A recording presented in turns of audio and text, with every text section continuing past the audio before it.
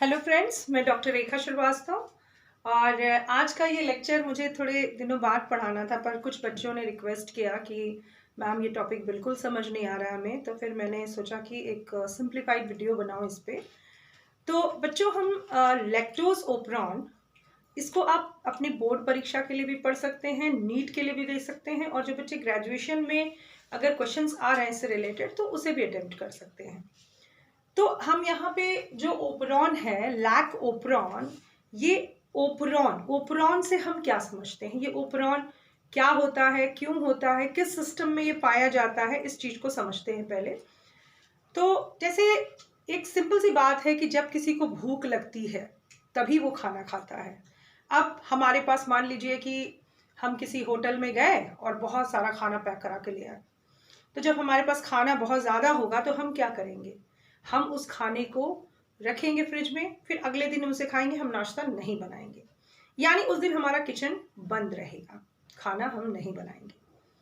उसी तरह से ये जो ओपरॉन वर्ड है, ये बेसिकली एक रेगुलेटरी यूनिट है जिसमें array of genes, linear array of genes काम करती हैं, जिसको सबसे पहले Francois, Jacob and Jacques Monod ने इसे 1961 में इस कॉन्सेप्ट को दिया था, और इसके लिए इनको नोबेल प्राइज मिला 1965 में, और इन्होंने काम किया था ई कोलाई पे, इस्चरीशिया कोलाई पे। ठीक है, ये एक प्रोकैरियोटिक बैक्टीरिया है। ठीक है, बैक्टीरिया आप जानते हैं कि प्रोकैरियोट होता है। तो ये जो ओपरॉन होता है बेसिकली ये प्रोकैरियोट्स में ही चलता है। ठीक है, इसके अलावा भी और ओपरॉन है, जैसे ट्रिप्टोफैन ओपरॉन है, हिस्टिडीन ओपरॉन है। तो यहाँ पे ये जो लैक्टोज ओपरॉन है, भाई ये क्या है, कैसे चलेगा और किस तरह काम करेगा, कब इसकी रिक्वायरमेंट होगी, कब ये स्विच ऑन हो जाएगा, कब स्विच ऑफ हो जाएगा, इस तरह की बातें यहाँ पे आएंगी। नीट के परिप्रेक्ष्य में हमें ये देखना होगा कि भाई इसको किसने ढूंढा, इसमें कौन कौन सी जीन्स होती हैं, किस जीन का क्या काम होता है, कौन वो फंक्शन परफॉर्म करता है, इन सारी चीजों को, बातों को ध्यान में रखना होगा हमें। तो हम यहाँ पे बात करते हैं लैक्टोज ओपरॉन की। और बेटा ये देखिए कि लैक्टोज ओपरॉन जो होता है वो कब शुरू होगा, ये सबसे पहली बात हमें यहाँ पे करनी है। बैक्टीरिया किसी ना किसी मीडियम में ग्रो करता है। ठीक है, तो जब वो, मान लीजिए जनरली उसका जो सोर्स होता है, एनर्जी सोर्स होता है, वो ग्लूकोज होता है।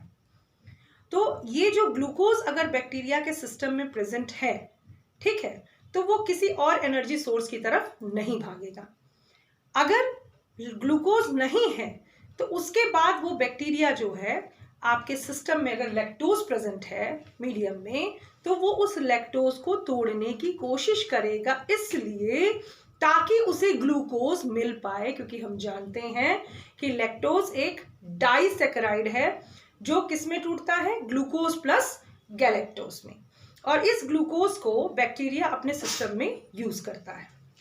तो ऐसी स्थिति में बैक्टीरिया जो होता है, हम जानते हैं प्रोकैरियोट है, और इसमें जो सिस्ट्रॉन यूज होगा, सिस्ट्रॉन क्या होता है, ये स्मॉलेस्ट यूनिट होता है फॉर जीन एक्सप्रेशन।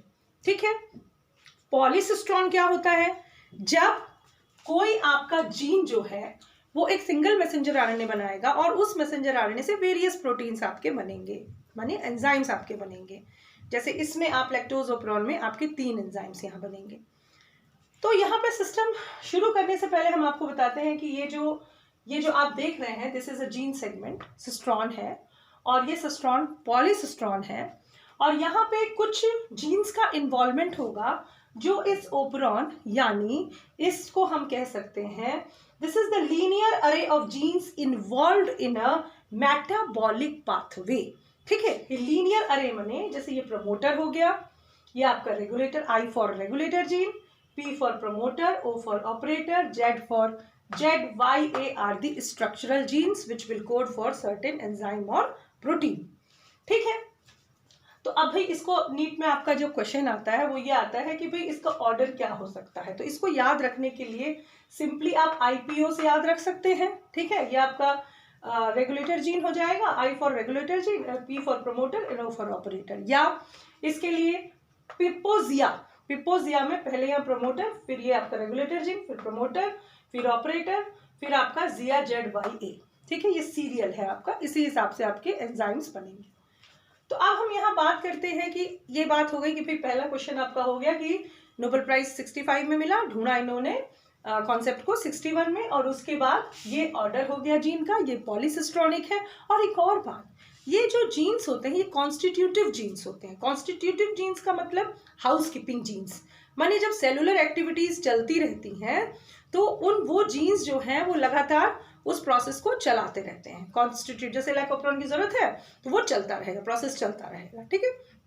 तो इन्हें हाउस कीपिंग जीन्स या कॉन्स्टिट्यूटिव जीन्स कहते हैं, जिसमें सेलुलर एक्टिविटी चलती रहती है। अब चूंकि हम मेटाबॉलिक पाथवे की हम बात कर रहे हैं कि किसी न किसी मेटाबॉलिक पाथवे में हमें यहाँ पे जीन्स इन्वॉल्व होंगे, और चूंकि ये लैक्टोज ओपरॉन की बात कर रहे हैं, और हमने कहा कि भाई बैक्टीरिया को जब ग्लूकोज की ज़रूरत होगी और उसके मीडियम में ग्लूकोज नहीं होगा, ऐसी स्थिति में क्या होगा कि आपको यहाँ पे ग्लूकोज की रिक्वायरमेंट होगी और ये ओपरॉन चलेगा।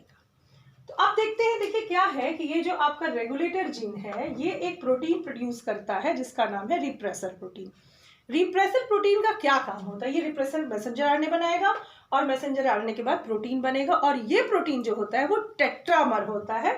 टेट्रामर, 4 इसके मोनोमर्स होंगे, और ये बेसिकली स्विच, ये जो आपको दिखा रहा है कि रिप्रेसर प्रोटीन अगर ऑपरेटर पे जाके बाइंड हो जाएगा तो आरएनए पॉलीमरेज, आप जानते हैं ट्रांसक्रिप्शन या सेंट्रल डोग्मा जब आप पढ़े हैं तो सेंट्रल डोग्मा में आप जानते हैं कि डीएनए से मैसेंजर आरएनए, मैसेंजर आरएनए से प्रोटीन, और मैसेंजर आरएनए बनने की प्रक्रिया में आरएनए पॉलीमरेज एंजाइम का यूज होता है। और जब आरएनए पॉलीमरेज प्रोमोटर रीजन से मूव करेगा ऑपरेटर में तो वो फ्रीली जीन्स की ट्रांसक्रिप्शन करेगा जीन्स का।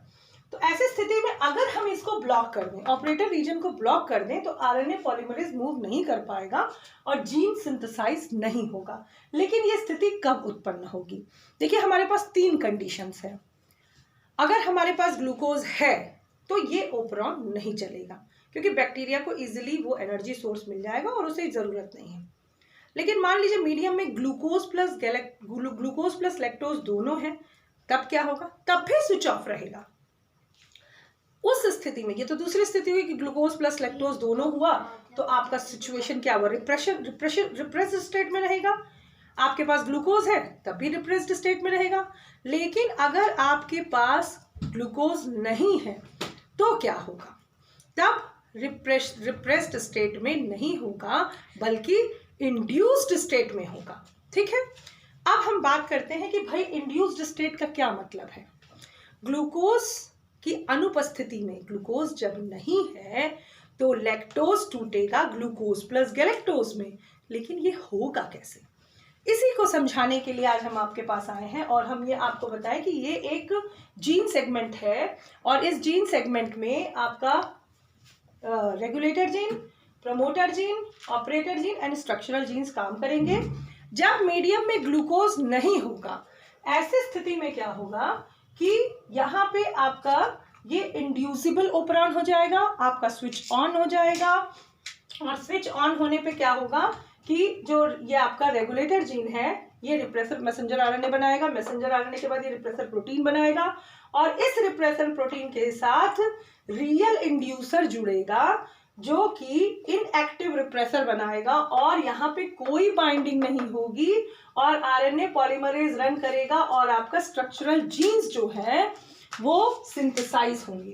अब हम ये बात पूरी तरह समझ जाएं कि जैसे हमने 2 सिस्टम यहाँ पे चलेंगे, जब ग्लूकोज उपस्थित है और जब ग्लूकोज उपस्थित नहीं है।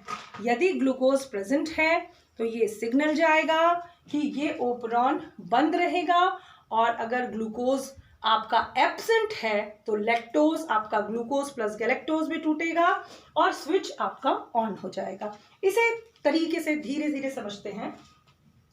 अगर मान लीजिए आपके ई कोलाई, शीरीशिया कोलाई के पास कोई ग्लूकोज, बहुत सारा ग्लूकोज प्रेजेंट है, उस समय क्या होगा कि इसको सिग्नल जाएगा कि भाई ग्लूकोज है और इसको ज़रूरत हमें नहीं है, और तब ये जो रेगुलेटर जीन है वो मैसेंजर आरएनए बनाएगा, मैसेंजर आरएनए से रिप्रेसर प्रोटीन बनेगा, जो कि अभी हमने बताया कि ये टेट्रामर बनेगा, और टेट्रामर जाके ये प्रोटीन जो है रिप्रेसर प्रोटीन यहाँ पे ऑपरेटर रीजन पे बाइंड हो जाएगा और आरएनए पॉलीमरेज का मूवमेंट नहीं होगा, जिसकी वजह से जो आपका पॉलीसिस्ट्रॉनिक जीन है, स्ट्रक्चरल जीन्स, ये ट्रांसक्रिप्शन नहीं करेंगे, यानी इन एब्सेंस ऑफ इंड्यूसर, यानी ग्लूकोज क्या एक्ट कर रहा है यहाँ पे, ग्लूकोज की उपस्थिति ये हो रही है कि ओपेरॉन आपका बंद रहेगा, यानी किसी इंड्यूसर के एब्सेंस में ये ओपेरॉन बंद रहेगा। ठीक है। अच्छा, हम एक चीज और यहाँ बता दें कि ये जो आपका रिप्रेसर प्रोटीन है इसके पास दो साइट्स होते हैं, एक ऑपरेटर के लिए साइट होता है और एक इंड्यूसर के लिए साइट होता है। तो ऑपरेटर पे तो यहाँ भाई रिप्रेसिबल प्रोटीन इसने बनाया और ऑपरेटर पे जाके ये बाइंड हो गया, तो आपका स्विच ऑफ रहा, कोई ट्रांसक्रिप्शन नहीं हुआ।